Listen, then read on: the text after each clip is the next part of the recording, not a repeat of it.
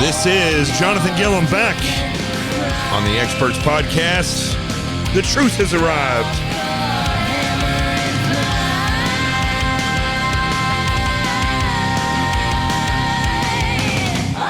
And it was Monday, Tuesday, Wednesday, Thursday, day 4. I don't know if that's the last day. I think it might be the last day because the president accepted the nomination today. And it was great. It was another great show, and that's what we're going to cover. We're going to go through, I'm only going to go through one or maybe two or three speeches because I just don't have a lot of time. I'm going to be tomorrow in the Will County Republican Club. I think that's what it's called, Will County Republican Club. But it's going to be in Will County. And actually specifically located at, let me pull up the picture. I need to put up this thing too. It's at Siegel's Cottonwood Farm in Lockport, Illinois. I'll be there tomorrow at 5, and it's going to be a great event. If you're anywhere close to there, come on down. We'll meet up. I'm going to do a speech, and then I don't like to look at it as a speech. I like to look at it as I'm going to educate some people. And then I'm going to bring some books. And if you want to get an autographed book, come on down. So, and it's really interesting that the Siegel's Cottonwood Farm is, I looked it up. It's like a 100-year-old farm, been in the family for 100 years, just amazing place. And I got to tell you, everybody that I've met so far with the Will County Republican Central Committee is just an amazing group of people. So, that's where I'll be tomorrow. And it's right now it's 5 o'clock in the morning, and I have not slept, so I've got to get a little bit of rest. And I still have 2 hours to drive to get there. So I didn't want to drive all the way through Chicago. I didn't want to get anywhere close to Chicago, so I stopped a little bit away from there. And so anything you hear in the background, I think I told you last night, I'm doing this out of my RV, and the generators. Who invented generators? Why can't they make them quiet? It's unbelievable how loud these things are. Anyway, you may be hearing that a little bit in the background. So let's start out with, I knew this was going to be a great speech, and I knew it would get a lot of press. And Dana White from the UFC, let's see what he had to say tonight. Hey, everyone. I am Dana White, the president of the UFC. Many of you know who I am, what I do, and that I am friends with the president. I spoke at this convention 4 years ago, and I'm back because I believe we need President Trump's leadership now more than ever. Before the pandemic, President Trump built the greatest economy in our nation's history and created opportunities for all Americans like no one before him. Financial markets hit all-time highs, unemployment was at an all-time low, and we weren't facing the lawless destruction that now is occurring in a few of our great cities. It blows my mind how quickly some of the leadership in this country has forgotten the critical role first responders play in our society. Police departments and other law enforcement, even some fire departments, have faced opposition from many in this country. But they are always the people who are asked to step up when things are at their worst and put themselves at risk. That has certainly been the case during this ongoing pandemic. Come on, America, defunding these vital positions is not the answer. The first responders have always taken care of us, and now, more than ever, we need to take care of them.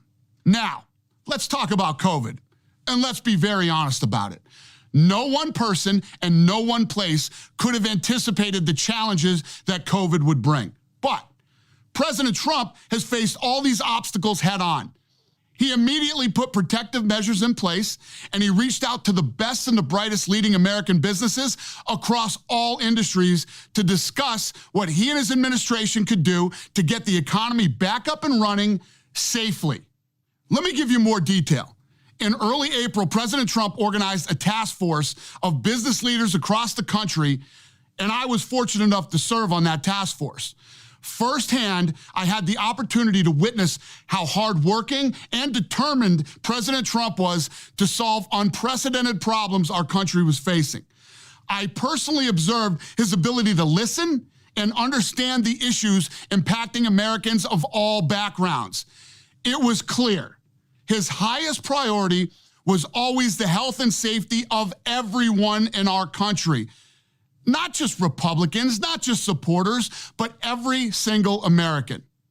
President Trump recognized that one of the small ways to instill a sense of normalcy in people's lives was to bring back entertainment options. The president went above and beyond to help all sports leagues involved figure out a way to overcome the challenges of staging live professional sporting events in the middle of a pandemic. And you know what? We did it. The UFC was the first to do it, and we are continuing to do it. Now, other sports have joined us, and some of the lessons learned are being used to help reopen other types of businesses and schools. Make no mistake about it, we still have a long way to go, and that is why we need a leader with President Trump's unique attributes at this critical time. I have said it before, and I will say it again. He is one of the most loyal human beings I have ever met. The man has unstoppable energy. No one, and I mean no one, is going to outwork this guy. But most importantly, he truly loves and believes in our country. He believes in the people of this country. America is a place everyone wants a solid job. They want to take care of their family. They want to support the community, assist the less fortunate, and enjoy the freedom this country has provided to all of us. While we have certainly experienced a ton of negativity in 2020, President Trump's mindset is to work tirelessly to find solutions to problems and help restore America. He did it once, and I'm telling you right now, he will do it again. And remember, President Trump may be the only president in modern times who has actually done everything he said he would do during his campaign. There's this quote that I love from Ronald Reagan, where he said, "There isn't any problem we can't solve if government will give us the facts, tell us what needs to be done, then get out of the way and let us have at it." And what that means to me is, as Americans, we work hard to overcome adversity, and we face the tough times head on, irrespective of your gender, race, religion, or sexual orientation. What unites us as a nation is freedom, equality, and opportunity. That's what it means to be an American. Ladies and gentlemen, let's re-elect President Trump. Let's figure out what the problems are and continue to find solutions to those problems. Then let's get to work. I'd like to close with this. While it's critically important to re-elect President Trump, this pandemic has also taught us to be very, very careful who you select as your next governor, senator, congressperson, and mayor. It is so important to vote. And don't think that your vote doesn't matter, because to be honest with you, it has never mattered more than it does right now. Thank you, and have a great evening, America. Well, that was great. And again, he speaks with so much intensity when he talks, and he almost sounded like a former government employee, the way he was laying it out about the reality of how government works, and the fact that, and this is what I don't think a lot of people realize about the president, is that he gets stuff done in the government.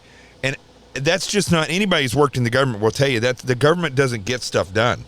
It doesn't. And it's, you know, the way he has tackled everything from the wall, although I think the wall was slow going, but I'm sure, but still, he's doing it, right? He's doing it, and it's going to hopefully get done before November, in case anything happens and he doesn't end up winning that election. If it gets stolen, who knows what's going to happen? But I hope that it gets finished. I mean, he did make that one of the centerpieces of his platform, and he did tackle it. A lot of people got mad because it took longer than they would have liked, but those people don't know the way government works, and he's been tackled at every single turn.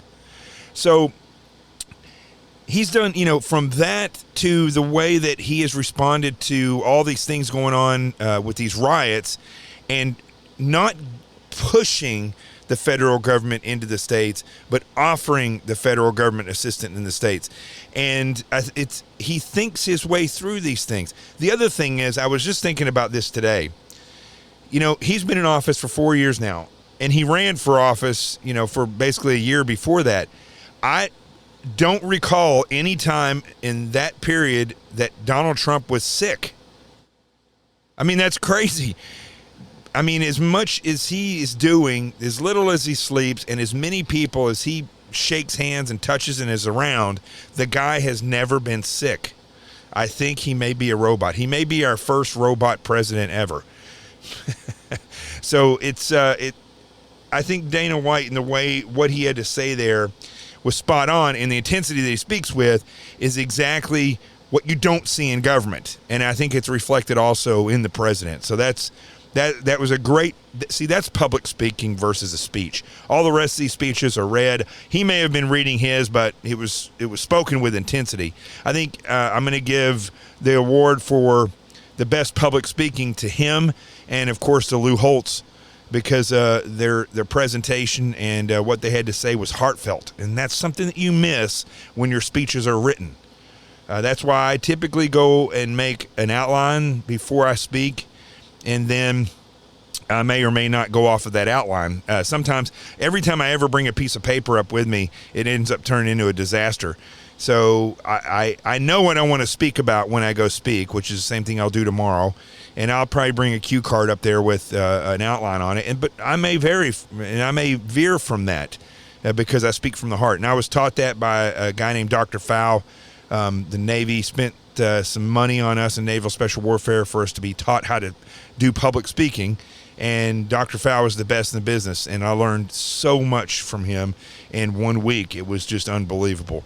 I don't know if I haven't, you know, that was 20 years ago, so I don't know if he's still around, but hopefully he still is. He would probably be in his 80s now, but I owe a lot to that guy, and I only knew him for about 4 days. Now let's see what other speeches that we have here. Okay, so another speech I definitely want to let you all hear is, of course, Rudy Giuliani. I mean, I wouldn't pass that up. Rudy also speaks with passion. Let's see what he grades on this and see what he hits on.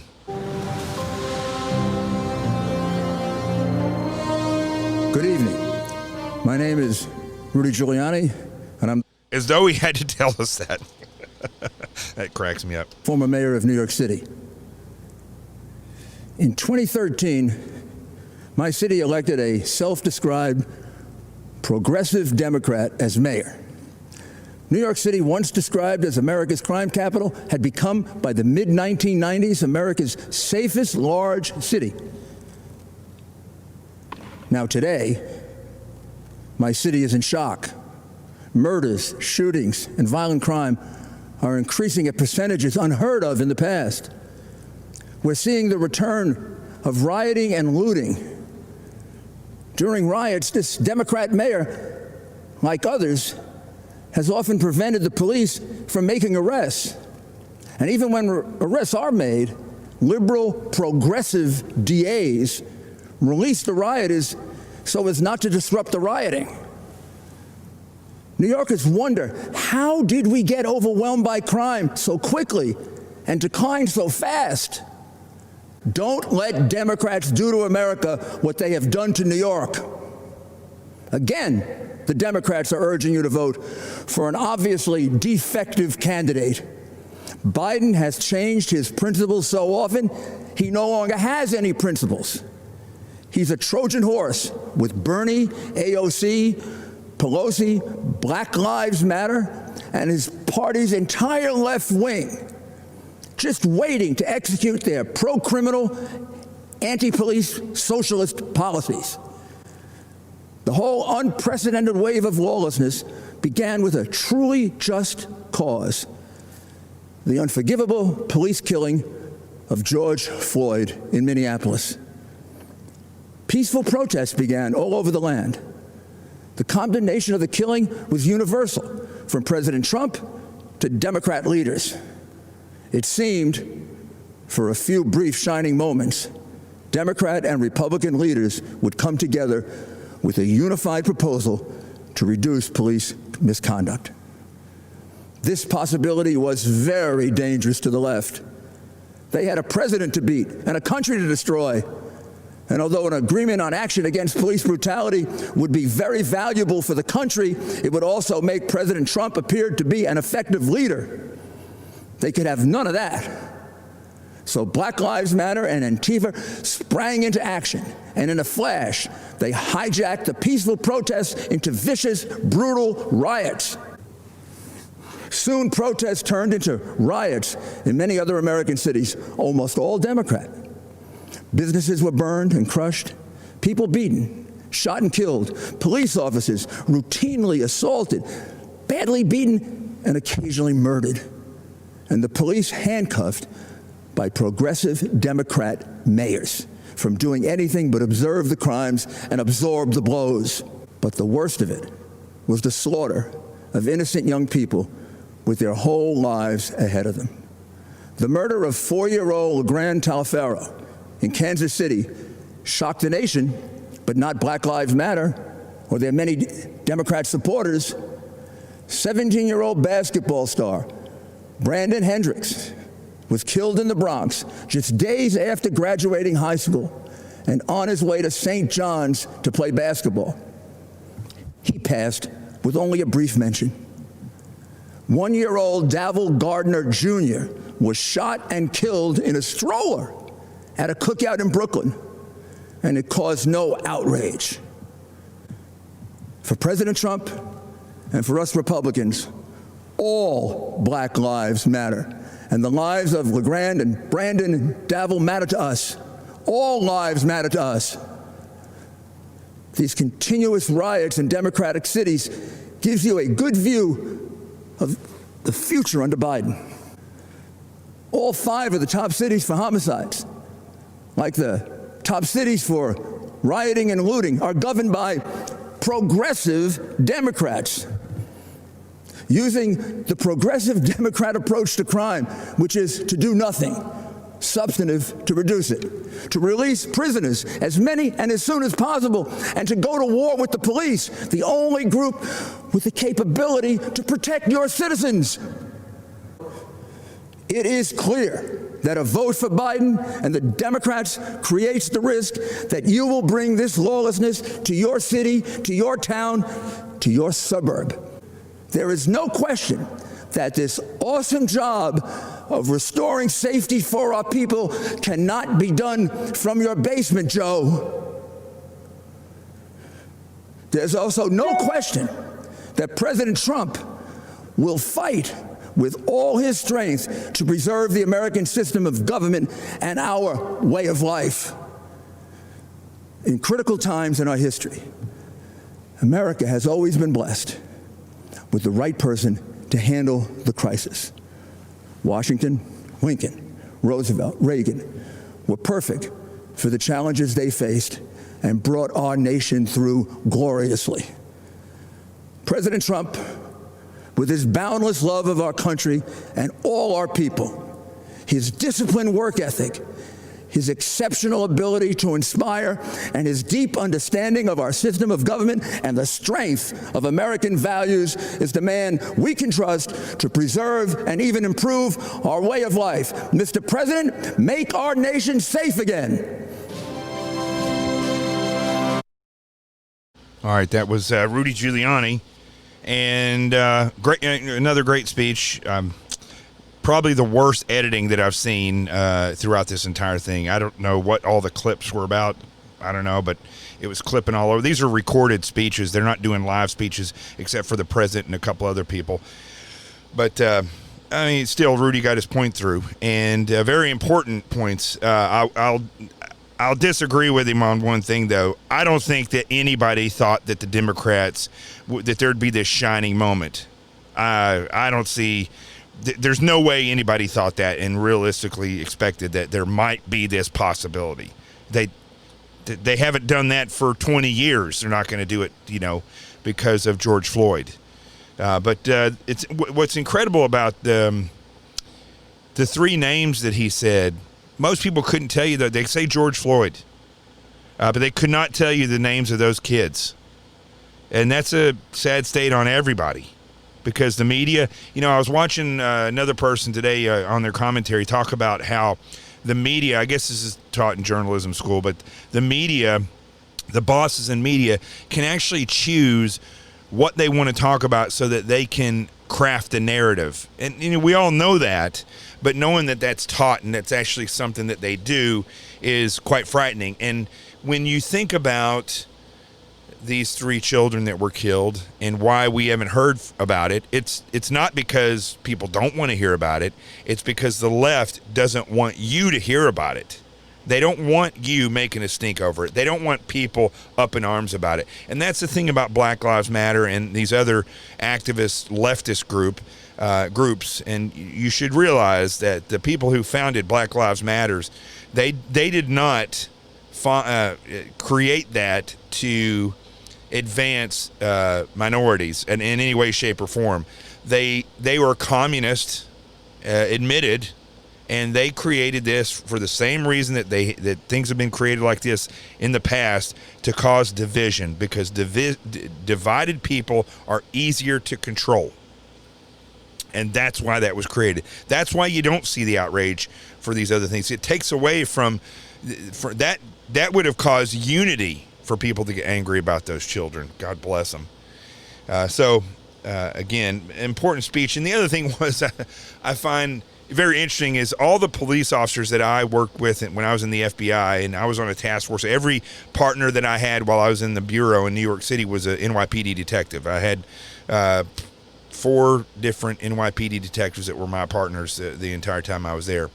And they all talked about how much they did not like Giuliani when he was the mayor. And the reason they didn't like him was because he was really hard to bargain with for their contract. It was all the reason they didn't like it was all because of the contract stuff. But every single one of them said that they would go back and trade all that so they could have their handcuffs taken off of them, because they'd been cuffed. Bloomberg cuffed them, and then when de Blasio came along, he just welded those cuffs together. They never came back off. So it's that old adage, be careful what you wish for, because you just might get it. And when you think somebody's bad, you don't know what the next person's going to be. Chances are they're going to be worse. And Rudy he was an incredible mayor, and he wasn't bad to the police. He definitely respected them and let them do their job tremendously. They had tremendous effect in the way that they did their job. But he was tough on the negotiations for the contracts, and that's where that came from. Let me see. I'm going to look for one more speech here. Just so you know, I am not going to play the president's speech. It is really long, and this would be a 2-hour show if I played his whole speech. So what I'm going to advise that you do, because even though it's long, it's good to turn it on and listen to what he has to say, because it's very important. He reminds us of what has actually occurred over the past 4 years. And then at the end of it, the fireworks I've never seen anything like it. I've never seen anything like that. Incredible backdrop in Washington, D.C. I know they're going to try to spin this was a violation of the Hatch Act. The reality of the Hatch Act is that it is to prevent employees under the president and in the executive branch from using their official position for political reasons. But the president is the one that I don't really know the law that well, but the president is a politician. So there's a lot of things that apply to, an FBI agent that wouldn't apply to the president. I don't necessarily agree with that, but that's the way the laws are written, because politicians, they're in a different class of American. We all know that. And so they used it to their full extent, and it came off. It was amazing. I mean, if you didn't watch this week the RNC, I advise you, go look it up on YouTube, and you can skim through the speeches and find the ones that you like. But it's just an amazing production. A lot of the videos that they showed in between the speeches are just tear jerkers if you're a patriot.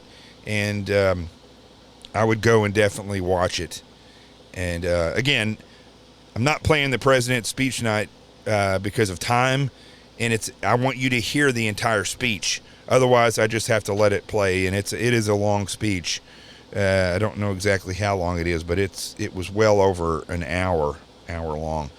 Let me see. Hold on here. I'm going to look at one other speech. So the next and last speech that I'm going to play, there's 3 more speeches, and I looked up the president's speeches over an hour long. This is Kayla Mueller's, I think it's the way you say her last name, Mueller's parents, and she was killed by ISIS and held hostage and raped repeatedly.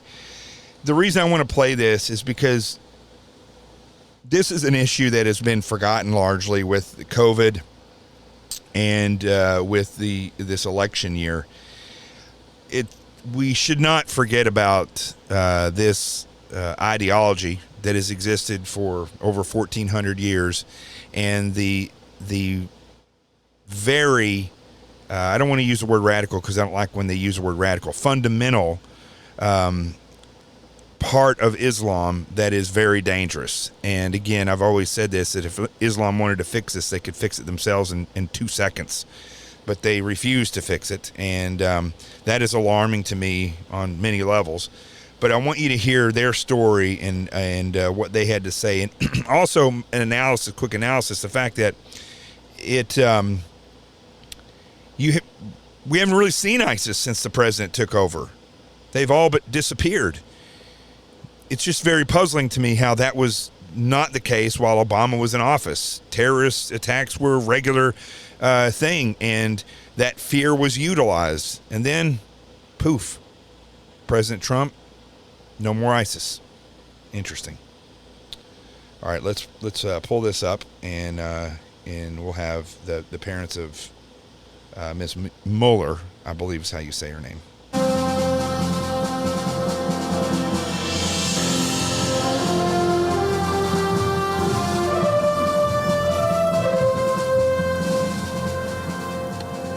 My name is Marcia Mueller.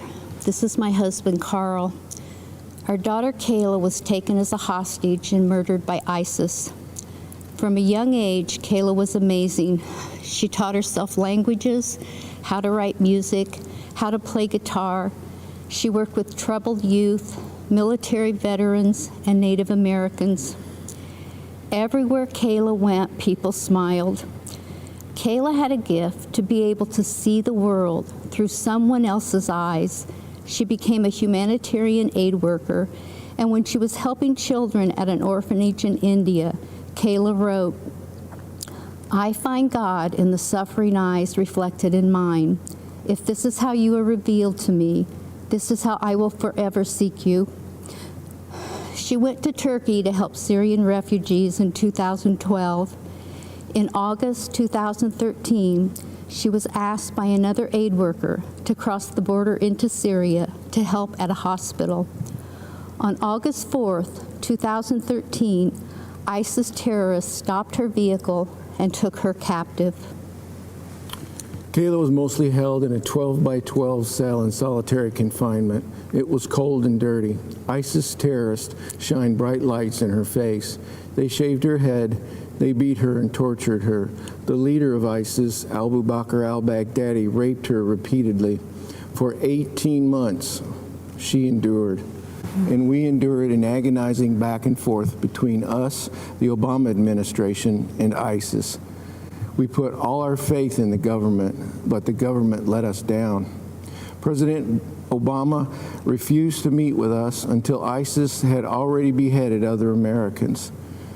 To this day, we've never heard from Joe Biden.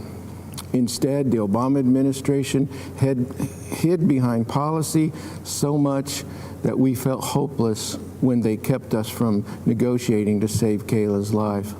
The administration showed more concern for the terrorists in Guantanamo than the American hostages in Syria. The military prepared a rescue mission, but the White House delayed it. By the time it went forward, Kayla had been moved to another location. After 18 months of brutal torture, we learned from ISIS that Kayla had been killed. The Obama administration kept telling us they were doing everything they could, but their version of everything wasn't enough. What a difference a president makes. Under President Trump, U.S. Army Special Operators conducted a raid on al-Baghdadi's compound. After we learned that al-Baghdadi was killed, we learned something else. The operators named themselves Task Force 814 after August 14th, Kayla's birthday. And the mission was named Operation Kayla Mueller. To those soldiers, thank you. Kayla was looking down on you. The Trump team gave us empathy we never received from the Obama administration. The Obama administration said it was doing everything it could. The Trump administration is. Let me just say this, Kayla should be here. If Donald Trump had been president when Kayla was captured, she would be here today. When Kayla was a hostage, I'd go outside at night and look at the moon. I'd look at the moon and I'd promise her I'd do everything I could to get her home. Now when I see the moon, I'm reminded of my promise to her I couldn't keep. All Kayla wanted was to make it home. We are still working to find her, and God willing, we will bring her home. Kayla was born a miracle.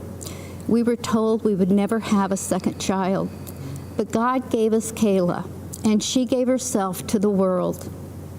8 months into Kayla's captivity, another hostage was able to smuggle out a letter Kayla had written. As we read it, we could see that God was holding her in his arms. In her words, she felt tenderly cradled in free fall. She also wrote, "I have been shown in darkness light and have learned that even in prison one can be free. I am grateful. I have had many hours to think how only in your absence have I finally, at 25 years old, come to realize your place in my life.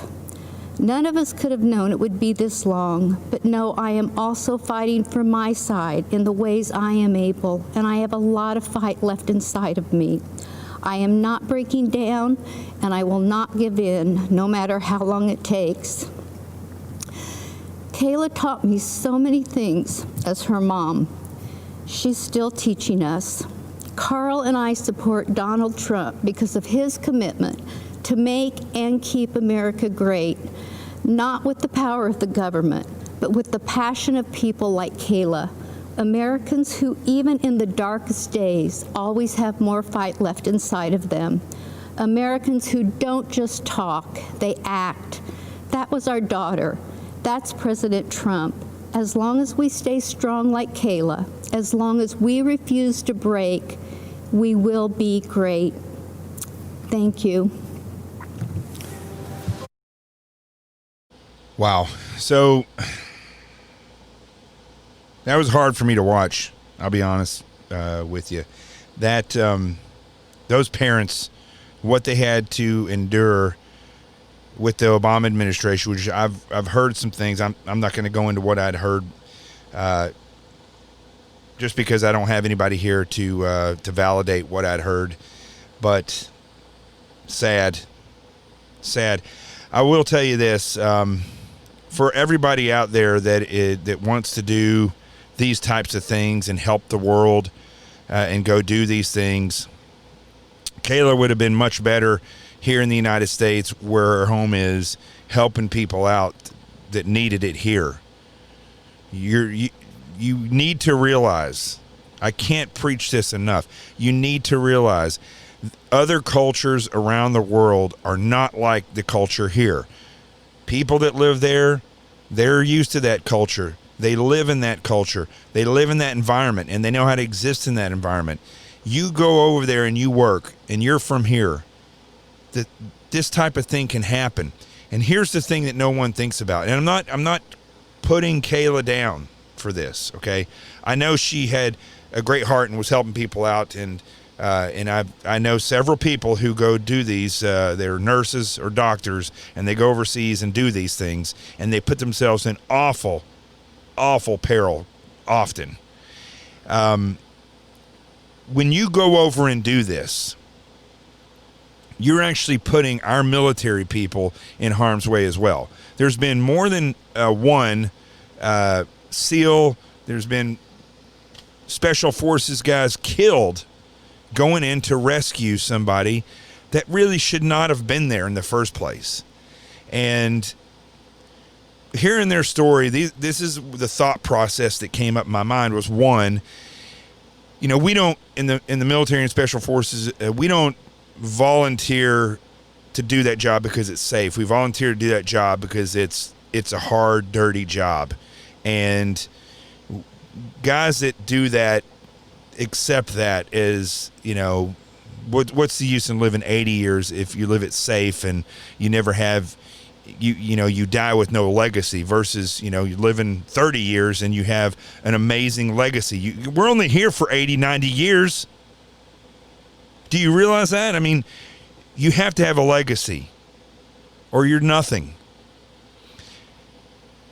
But I don't think that these men that take on this job that is so dangerous and deadly, that they should be put in harm's way because people made a bad decision, and not just a bad decision, but what were they thinking when they went over the border in Syria? What were they thinking? It doesn't compute in my mind. That they thought that nothing would happen to them? Let me tell you something. I am a Christian through and through. But even Christ himself told Satan, when Satan said, you could throw yourself off this mountain and the angels will lift you up. And he said, thou shalt not tempt the Lord thy God. It is your duty to protect yourself, not put yourself in harm's way purposely and then expect God to protect you and take you out of that. Look, if he calls you to be there, then you need to be there. But some of these things that people are doing and putting themselves in harm's way, these same companies could be hiring people, and people like Kayla could be training them here. Or even, go over to a friendly country and train them there, and then they can go back to their homes. One of the biggest things that just aggravates me to death are these church groups that go to places like Honduras, and they're all wearing pink and yellow shirts. They go to the same airport every year. They get on, or every week. They have people down there all the time. They go on the same bus. They go to the same compound. They all pay like $1,700 or $2,000 to the nonprofit, quote unquote, who then spends about half of that, if not less, on getting them down there, feeding them, and then getting them back. And then they pocket the rest of the money because these nonprofits pay their executives $100,000, $150,000. And it could all be change. I mean, these people could live a much safer life if they volunteered to go somewhere in the United States and train people that they bring from the other countries. You need to learn you need crops dug, bring them here. Don't send our people down there. Honduras is one of the most dangerous places in the world. I know, I've been there, operated down there. It's extremely dangerous. But we send people down there. I'm kind of going off a tangent here a little bit, but these are the types of things that I think complicate an already complicated world. And when you're looking at leaders like Barack Obama or Joe Biden that was the vice president, and even the military leaders that were in office, that were executives in the DOD when Obama was in office, worthless. Talk to Karen Vaughn. She'll tell you about when her son was killed, who was a Navy SEAL, how when McCraven came to her house, Admiral McCraven, Navy SEAL Admiral McCraven, all he wanted to do was talk about Obama and tell him how great Obama was. These leftists in the DOD are exactly like the leftists in politics. And the problem now that we're facing is that if the president doesn't win, if they steal this election, I mean, look, it's not out of the way to say that they're going to attempt to steal this election. Look at what they did over the past 4 years. Made up. Does anybody not realize this in media? I mean, I know they're part of the plan, but it's so obvious. Listen, one of the things, I'm going to say this, one of the things that I've been watching is that every little thing that happens, this guy gets shot in Wisconsin. At first, it looked like it was a bad shoot. I even was emailing with some cop friends of mine saying, like, oh my gosh, did you just see that? But we had limited amount of video. As it turns out, the guy showed up 911 was called because the people didn't want him there, or he wasn't supposed to be there. The cops get there. They get into a fight with him. He gets tased. He then goes around to the front of the car. There's video that people are saying he has a knife in his hand, but whether he had it then or not, it was in the floorboard after he got shot. And everybody's saying, well, it's in the floorboard. Who keeps an open knife in their floorboard? Obviously, it was in his hand or something. But regardless of that, the officer, there were 2 children in the back of that car, and the officers felt that had he gotten that car to drive off, it would have endangered those children. And a reasonable officer would have done exactly what they would have done. He's not dead. He's paralyzed. But the left uses this and goes crazy with these riots. And I got to tell you, I am calling on you all. You need to start having conversations about this, because when stuff happens that the left does, like when we found out, which we all knew, when we found out that the dossier was fake and that it was used for a FISA to spy on the president, the secret court of the FISA to go and get warrants to spy on the president and his cabinet members and used to get rid of General Flynn. The people on the right should have flipped the F out. And nobody does anything. You take to Twitter and you argue with leftists. They've trapped you. Nobody does anything. Now, I got to say, with this other shooting that happened in the same place in Wisconsin where the riots were happening and 17-year-old kids running around there with a gun and quote-unquote protecting stores. If you want to protect a store with a gun, get up on the roof. And even then, I mean, it's dangerous because they could start a fire. But also, if somebody starts coming in, what are you going to do? You're going to shoot him? He did. He got chased by this mob, and he shot. One guy's a pedophile. I don't care whether or not he shot that guy in the head. I don't know about the other guy that got shot. And then the third guy got shot in the arm. Good shooting, I will say that. But don't do that. Don't do that don't do that unless it's your place, your business. He didn't even live there, this kid. Now, I do believe, from what I've seen, the video I've seen, that he was going to get beat up severely, and as we can articulate, has happened in other locations where these same rioters are at, people have almost been killed by them. So remember, the use of deadly force for law enforcement, as defined by the Supreme Court, is an imminent threat of loss of life or serious bodily injury.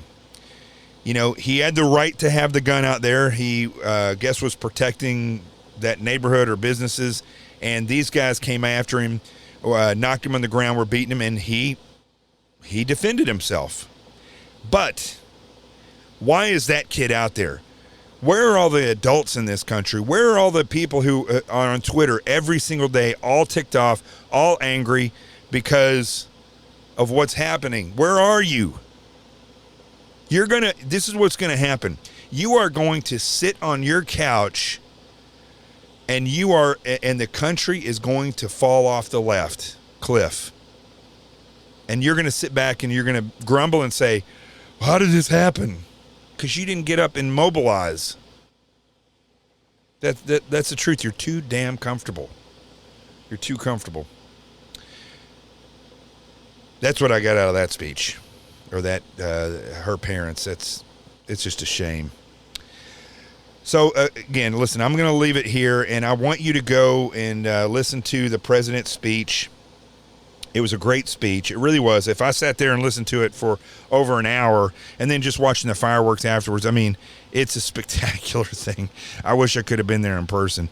But there's a couple other speeches after this. I want you to go watch it. It's worth watching. I just have a short amount of time tonight. But I believe that was the close tonight. And, of course, the president accepted the nomination. For all those people who thought, he's too tired, he won't do it. Well, he's going to do it. And he's not too tired. And he's an amazing, amazing American. Listen, I don't care if you like everything he's done or you like some of it or none of it. You cannot deny that man, as old as he is, has an ethic, a work ethic that is, I mean, they put him down all the time. Oh, he's a reality TV star. His father gave him all the money. This is a guy who goes and goes and goes. You can't deny that. And he's effective. Every single person that knows him that came on there, the one thing that stood out is that they said whatever he does, he tries to learn what's happening, and then he perfects it. That is a leader. That's a true leader. So I think I'm going to cut it there. Don't forget to go get my book, Sheep No More, The Art of Awareness and Attack Survival.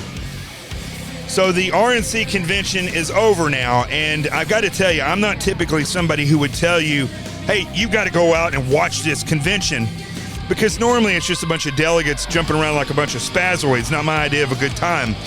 But I got to tell you, what I watched over the past 4 days of the RNC convention, it was like lesson plans from history of the United States. It was about the American people. Lessons about the American experiment and life in general. And people came on there and they discussed who this president is and why he should be reelected. And I'm telling you, one thing about this guy, he is tireless and he works for us, we the people. We should return that favor and vote for him in November and make this country great again. I'm Jonathan Gilliam. This is The Experts. The truth has arrived. Peace, and I'm out of here.